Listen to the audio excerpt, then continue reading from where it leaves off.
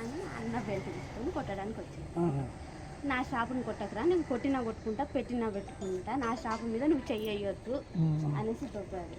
దొబ్బినా కూడా ఆగలేదు అన్న, మనోజ్ అన్న ఆగలేదు. దానివల్ల ప్రశాంత్ దెబ్బ కొట్టిండు అన్న.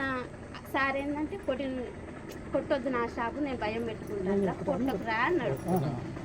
ఇద్దరు దానివల్ల ఇక ఆ షాపు గురించి ఏదంతా గొడవ, తండ్రి కొడుకులు నెట్టుకున్నారు. అసలు దెబ్బలు నాకు తెలిసి దెబ్బలు తగ్గలేదు, ప్రేర్ చేసుకున్నారు. దెబ్బలు తల్లి అంత ఇది ఏం పాత ఉన్నాయి. అది ఇది ఒకటేసారి అన్నదమ్ములకు మంచి బద్దలు ఉన్నాయి. ఏమన్నా మౌనిక మేడం చేసుకోవడం ఇష్టం, ఫస్ట్ నుండి వాళ్ళకి ఇష్టం లేదు. దాని